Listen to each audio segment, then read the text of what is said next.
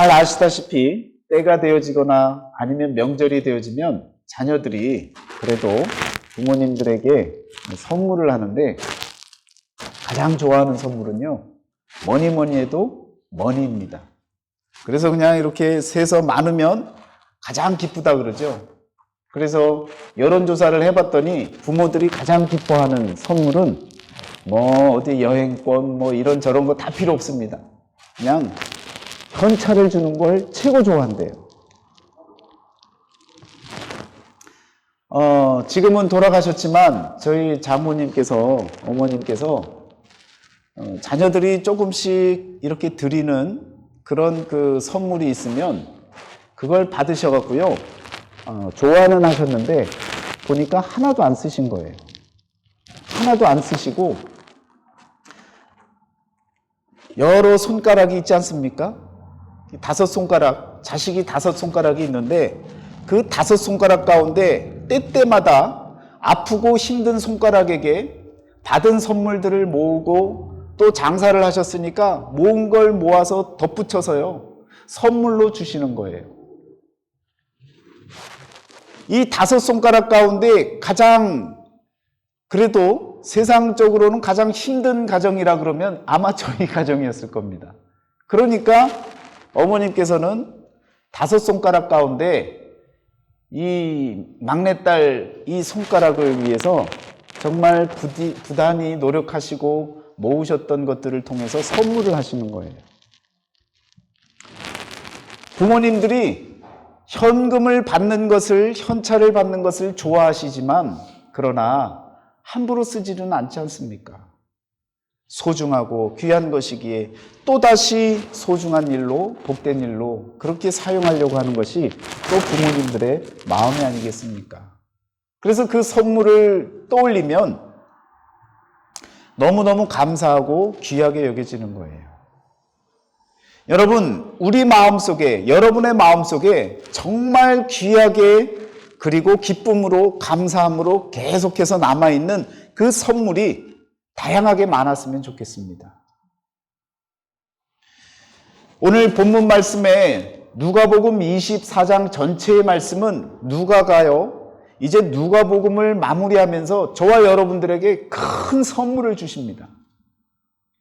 정말 감당할 수 없는 너무너무 귀하고 소중한 선물을 저와 여러분들에게 주기를 원하십니다. 그런데 그 선물이 뭔지 모르면 아무리 좋은 선물을 주려고 해도 여러분과 제가 눈을 뜨고 그 선물, 그 보물이 무엇인지를 제대로 깨달아야 되는 것입니다. 오늘 36절 말씀에 보니까 이 말을 할 때에 라는 말씀으로 시작이 되어집니다. 이 말이 도대체 무슨 말인가를 아셔야 될 것 아닙니까? 여러분 잘 아시는 엠마오로 가는 두 제자, 찬양도 있는데 엠마오로 가는 두 제자가 열심히 길을 가고 있습니다. 자신들의 눈앞에서 예수님이 십자가를 지셨어요.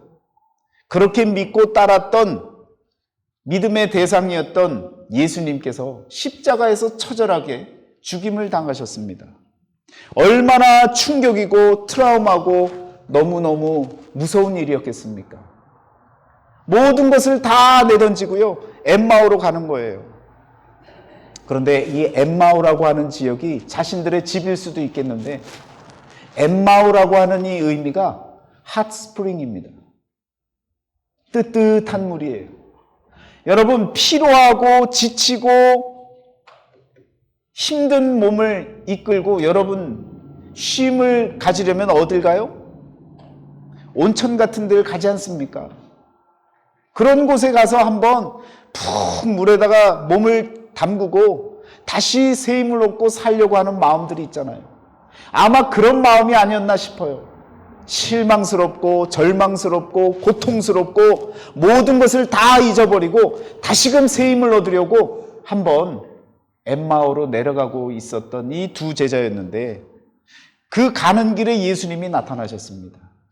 그런데 십자가에서 죽임을 당하신 것을 봤던 제자들의 눈에는요, 그 예수님이 예수님으로 안 보이는 거예요. 멀쩡히 걸어다니는 그 사람이 예수님이라고는 생각할 수도 없는 겁니다. 봤는데도 믿어지지가 않고 봤는데도 보이지가 않는 거죠. 우리가 그럴 때가 있습니다. 우리의 인식이 봐도요, 아는 것만큼 보이게 되어져 있습니다. 내가 믿는 만큼 보여지게 되어져 있다고요. 그래서 이 엠마오로 가는 두 제자는요, 예수님이 옆에 오셨는데 그가 예수님인지 모르는 거예요. 24장 16절 말씀에 보면요, 그들의 눈이 가려져 그인 줄 알아보지 못하거늘, 이와 같이 표현되어지고 있습니다. 여러분, 이랬던 그들에게 예수님께서 말씀하십니다. 24장 25절 26절에 보면요, 미련하고 선지자들이 말한 모든 것을 마음에 더디 믿는 자들이요, 그리스도가 이런 고난을 받고 자기의 영광에 들어가야 할 것이 아니냐. 여러분, 지금 예수님께서 살아생전에 말씀하셨던 그 표현들을 다시금 기억나게 만들어주는 그런 말씀들을 증거하고 있습니다. 왜 마음에 더디 믿는 자가 되어지겠습니까?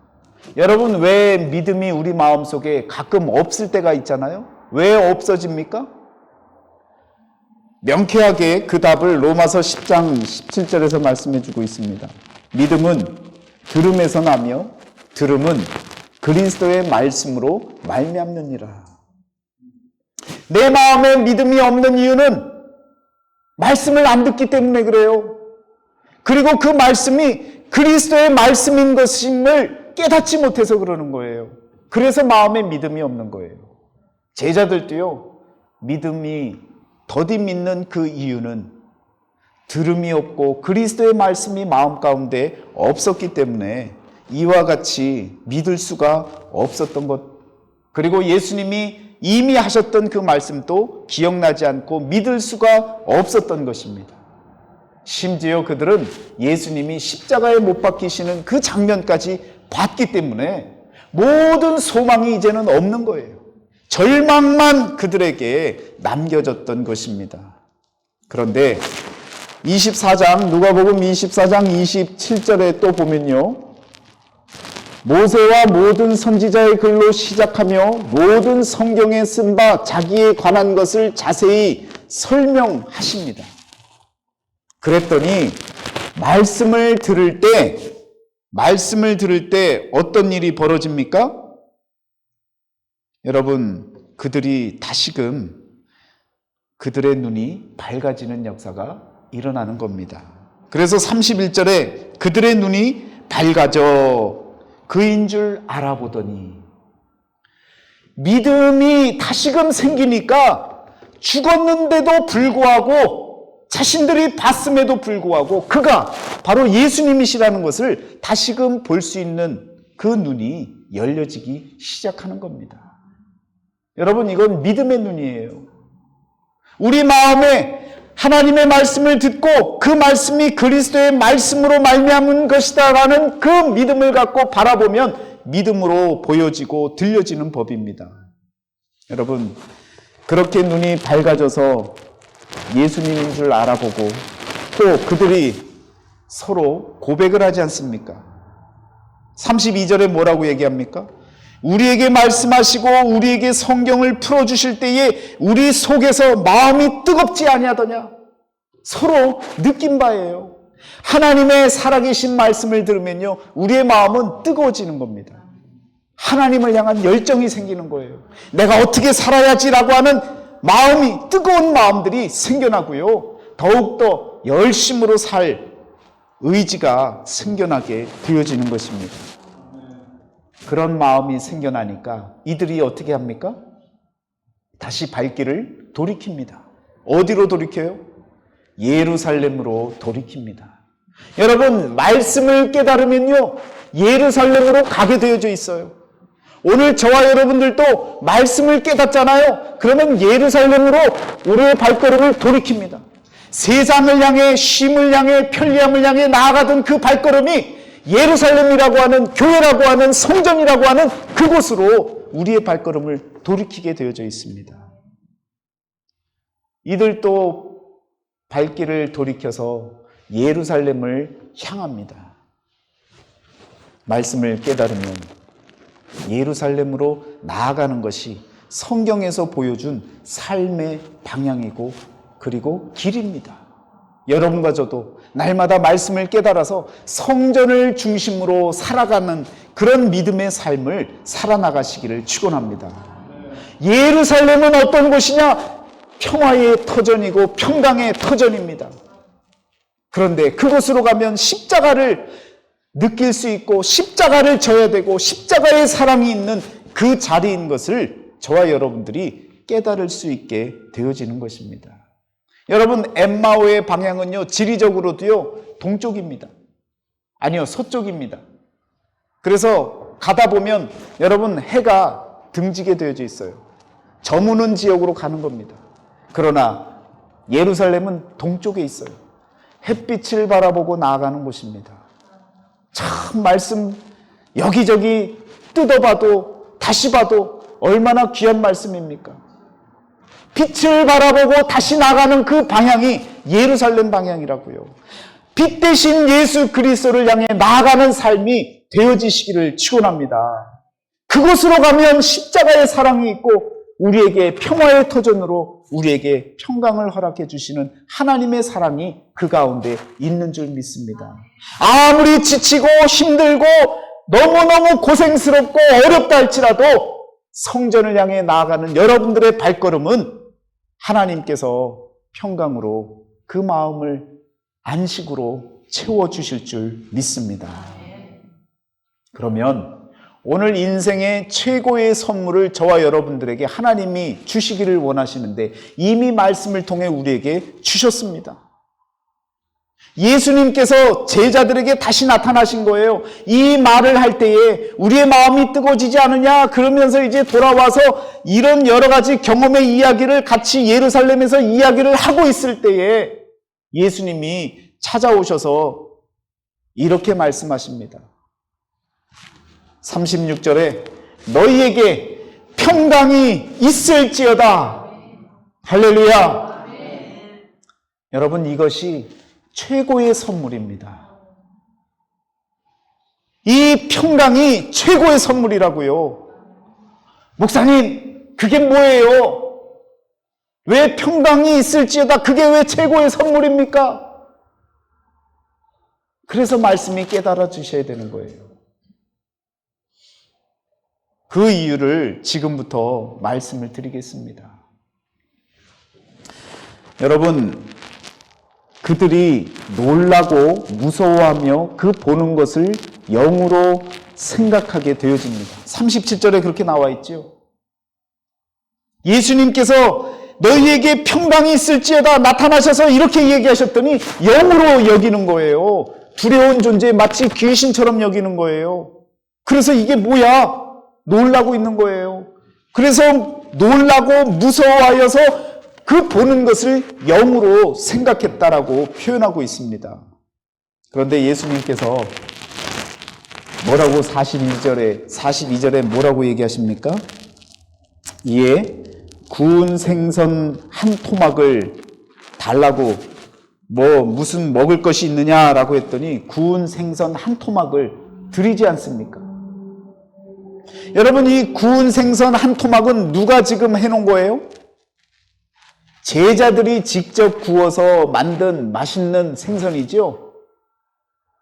예수님께서 만약에 그냥 나타나셔서 그냥 하고 싶은 얘기 다 했으면요, 계속 두렵고 떨리고 무서운 영으로만 여겼을 겁니다. 그런데 예수님께서는 뭘 먹을 게 없느냐? 뭐 나눌 거 없느냐? 라고 했을 때 생선 한 토막을 올려드렸지 않습니까? 그랬더니 어떻게 하셨어요? 맛있게 드셨습니다. 잡수셨다고 말씀하고 있어요. 영이었으면 먹을 것을 먹을 수 있습니까? 아니죠. 예수님께서는 영이 아닌 살과 피로서 다시금 온전한 부활하신 몸으로서 그들에게 나타나셨다는 증거를 보여주신 것입니다. 부활하겠다라고 말씀하셨는데 그 부활이 어떤 부활인지 몰랐어요. 그런데 생선 한 토막을 먹을 수 있는 온전한 몸으로서의 부활. 그래서 부활의 첫 열매가 되신 그 예수님이 먹는 모습을 보여주시고 함께 해주심으로 인해서 그들은 이제는요 감사하고 기뻤습니다. 왜요? 예수님께서 약속하셨고 부활의 첫 열매를 보여주셨기 때문에, 죽는 문제를 해결해 보여주셨기 때문에 우리도 죽어도 살겠구나라고 하는 이 확신이, 이 믿음이 생겨날 수 있었기 때문에, 여러분 이 세상의 어떤 선물보다도요 가장 귀한 선물이 바로 다시 살 수 있다라고 하는 부활의 생명의 선물이 아니겠습니까?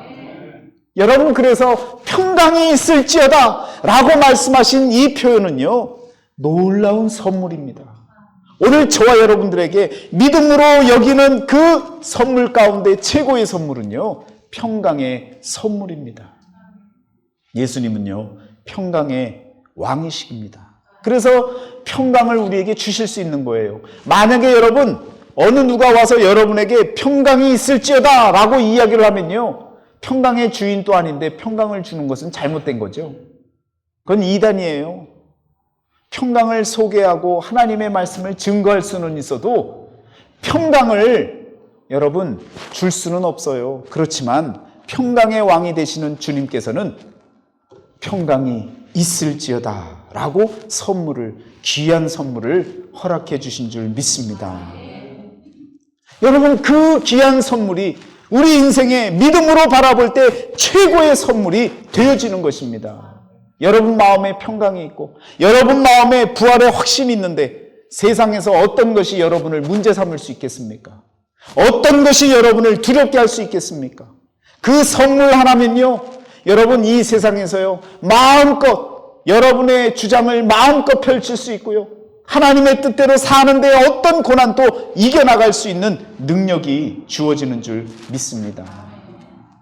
그런 선물들을 여러분과 제가 받고 이미 말씀을 통해 우리 주님이 허락해 주셨는데 깨닫지 못하면 마음에 뜨거움도 없고요 이 세상 어떻게 사나 날마다 머리 써가면서 힘든 삶을 살아가는 그런 삶을 살 텐데, 하나님의 말씀이 깨달아지면 인생 최고의 선물을 통해서 기쁨으로 사는 여유가 저와 여러분들에게 주어지는 줄 믿습니다. 지난 금요일에 이 자리에 멀쩡하게 앉아 계시는데요 우리 박수진 성도님이 교통사고가 크게 났습니다. 그래서 보통은 사고가 나면 나와서 둘러보고 사진도 찍고 네가 잘했네 내가 잘했네 싸우기도 하고 그래야 될 텐데, 우리 박수진 성도님은요 그냥 눈 뜨고 그냥 바로 무슨 상황인지도 모르고 누가 내 차를 끌고 갔는지도 모르고 그냥 병원에 실려서 병원에서 내가 왜 여기 와 있는지도 모를 정도로 그냥 그 자리에 그냥 병원에 있을 정도로 어려운 시간을 경험했습니다. 그런데 감사하게도 하나님께서 정말 은혜로 귀한 선물을 주신 것이죠. 얼굴도 울그락불그락하고 힘든 얼굴이셨는데 조영제를 통해서 올라왔던 것들도 다 아물어지고, 그리고 검사했더니 결과도 외상도 없고 내상도 없고, 그래서 그냥 검사 잘 마치고 그리고 함께 병원에서 나올 수가 있었습니다. 그런데 더 귀한 것은요, 잠깐의 이야기, 처음 나눈 이야기 가운데 저에게 그러는 거예요.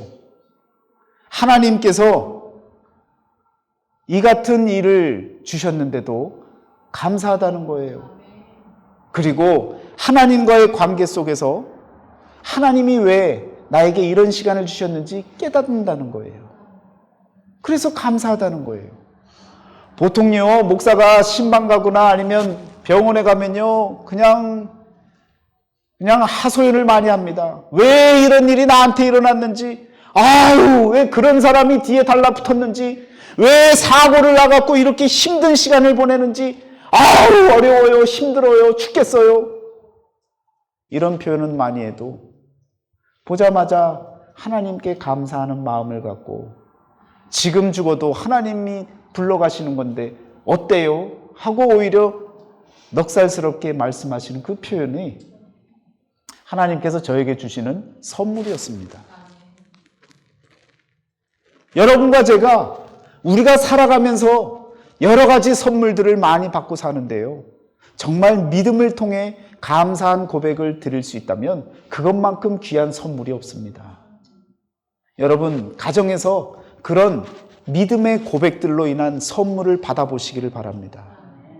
또 이웃들과 함께 살아나가면서 그런 믿음의 고백들을 통해 기쁨과 감사함을 선물로 받아보시기를 바랍니다. 여러분, 늘 하나님께서는요, 일해야 되고 또 감당할 일이 있는 사명자들은요, 지켜주십니다. 믿음으로 사시길 바랍니다. 사고가 나도요, 여러분, 하나님은 사명자를 먼저 데려가지 않으세요. 큰 사고여서 차는 다 폐차해 있고 오늘 렌트 하셔갖고 또 다른 차를 타고 나오셨는데, 여러분, 우리의 삶 가운데 이런 일 저런 일 많은 일이 생겨납니다. 그러나 우리의 마음에 하나님이 주시는 평강을 깨닫고 믿음으로 사는 자들은요, 늘 감사하고 기쁘고 은혜의 삶을 살아나가는 줄 믿습니다. 오늘 말씀 가운데 이 구운 생선 한 토막을 하나님께서, 우리 주님께서 제자들에게 먹는 모습을 보여주심으로 인해서 정말 죽음의 문제를 어떻게 해결할까? 내가 죽으면 끝일까? 라고 하는 우리 인간 모두의 문제, 그 문제의 해답을 정말 합리적으로 판단할 수 있도록 그런 최고의 선물을 하나님께서, 우리 주님께서 우리에게 또 제자들에게 허락해 주신 줄 믿습니다. 여러분, 말씀이 깨달아지셔야 되는 거예요. 말씀이 깨달아지면요, 마음의 평강이 찾아오고요, 또 마음의 여유가 찾아오고요, 어떤 일이 나를 엄습해 온다 할지라도 두려움의 대상이 아니라 극복하고 넘어가면 된다라고 하는 단순한, 여러분, 문제 아닌 문제로 바라보는, 시험을 이겨나가는 극복의 대상으로만 바라볼 수 있는 여유가 저와 여러분들에게 생겨나는 줄 믿습니다. 제자들에게 예수님께서 다시 말씀하십니다. 내가 너희와 함께 있을 때에 너희에게 말한 바 곧 모세의 율법과 선지자의 글과 시편에 나를 가리켜 기록된 모든 것이 이루어져야 하리라 한 말이 이것이라. 44절에 이와 같이 얘기하시는 거예요. 먹을 거 다 드셨어요. 그리고 여러분, 제자들에게, 마음의 평강을 찾는 제자들에게 드디어 말씀해 주신 것입니다. 선지자들이 구약을 통해서 지금까지 얘기했던 것, 지금까지 그리스도를 가리켰던 그 모든 내용들이 바로 이것, 내가 살과 피로 다시 사는 역사를 하나님께서 약속하신 이 역사를 보여주겠다라고 하는 이것이다. 이것을 우리 주님께서 다시금 44절에 이와 같이 말씀해 주신 것입니다. 여러분, 이처럼 평강이 밀려올 수 있는 이유, 우리 주님이 하셨던 그 말씀을 이루어 내셨기 때문에, 하나님의 말씀대로 성취되셨기 때문에, 여러분, 그래서 우리에게 평강이 주어질 수 있는 것입니다. 믿으셔야 됩니다. 믿을 때에 하나님께서 주시는 평강이 우리 마음 가운데 가득가득 차고 넘쳐나는 줄 믿습니다. 그렇게 그 말씀을 전해주고 나니까 이제는 제자들이요, 마음에 확신이 있고 평강이 생기는 거예요. 그리고 기쁜 거예요. 그랬더니 45절에는 뭐라고 나옵니까? 그들의 마음을 열어 성경을 깨닫게 하시고, 그때부터는요, 이제는 말씀을 듣고 깨달아지는 거예요. 믿음에 확신이 생기니까 하나님의 말씀이 깨달아지는 거예요. 여러분과 저에게 그런 은혜가 충만하게 일어나야 될 줄 믿습니다. 그렇게 깨달아지니 여러분 47절에 보면요 이렇게 이야기하지 않습니까? 그의 이름으로 죄 사함을 받게 하는 회개가 예루살렘에서 시작하여 모든 족속에게 전파될 것이 기록되었으니 너희는 이 모든 일의 증인이라. 예수님께서 다시 살아나시고 나타나셔서 제자들과 믿는 자들에게 보여주신 그 목표가 무엇이냐? 이 사실을 나가서 증거하라는 거예요. 증인의 삶을 살라는 거예요. 전도하라는 거예요. 선교하라는 거예요. 하나님의 말씀을 세상을 향해 선포하라는 것입니다. 여러분, 이렇게 우리 마음 가운데 평강이라고 하는 믿음의 확신이 주어지는 자는요, 열정이 있어서 가만히 있을 수 없는 거예요. 하나님을 위해 헌신하고 믿음으로 살아나가며 세상을 향해 하나님의 사랑, 십자가의 사랑을 증거하는 믿음의 삶을 살게 되어지는 것입니다. 여러분, 그렇게 나아가는데 준비할 것이 하나 있어요. 그것이 무엇입니까? 49절에 말씀합니다. 볼지어다 내가 내 아버지께서 약속하신 것을 너희에게 보내리니 너희는 위로부터 능력으로 입혀질 때까지 이 성에 머물라. 성령 받으라는 거예요. 성령 받을 때까지 이 성, 예루살렘 성, 바로 교회, 이 교회에 머물며 하나님의 성령, 하나님의 말씀이 깨달아질 때까지 하나님의 품 안에서 거하시면서 믿음을 키워가시라는 거예요. 그러면요, 하나님께서 우리에게 어떻게 살게 만들어 주실지 여러분 각자에게 사명을 분명히 허락해 주십니다. 그 사명을 따라 살아나가기를 우리 주님은요, 부활하신 주님께서는 기다리고 원하시고 계시는 것입니다. 여러분과 저는요, 증인으로서의 삶, 앞으로 믿음으로 하나님의 십자가의 사랑을 증거하며 사는 삶을 살아나갈 수 있기를 축원합니다. 언제요? 인생 최고의 선물이 바로 우리 주님이 말씀하신 평강이 내 안에 만들어지고 내 안에 주어질 때, 그때가 바로 여러분과 제가 증인으로서의 삶을 살아갈 때인 줄 믿습니다. 누가는요, 바로 이 전체 모든 내용을 통해서 마지막 24장을 통해서 우리에게 인생 최고의 선물을 허락하고 싶은 것입니다. 예수님께서 허락하신 최고의 선물은요, 부활입니다. 부활의 신앙을 갖고 이 땅 어떤 누구와 대적한다 할지라도 믿음으로 승리하는 저와 여러분의 삶, 기쁨의 삶, 행복한 삶, 하나님이 책임져 주시는 복된 삶을 살아나가시는 저와 여러분이 되시기를 주의 이름으로 축원합니다. 기도하겠습니다. 사랑의 하나님, 감사합니다. 우리에게 부활을 보이시고 생선 한 토막을 또한 잡수심으로 인해 살과 피로 온전한 부활을 이루신 예수님을 보여주셨던 그 징표를 제자들뿐만 아니라 오늘 우리들도 다시금 믿음으로 확신케 하여 주시고 마음의 참된 평강을 누릴 수 있도록 은혜 더하여 주옵소서. 그 평강이 우리로 하여금 믿게 하시고 마음을 뜨거워지게 하시고 또한 증인으로서의 삶을 살기 위해 성에 머물며 교회에 머물며 성령을 간구하고 기다리는 믿음의 자녀로 삶을 살아갈 수 있도록 은혜 내리어 주옵소서. 우리 주 예수 그리스도 이름으로 감사하며 기도드렸사옵나이다. 아멘.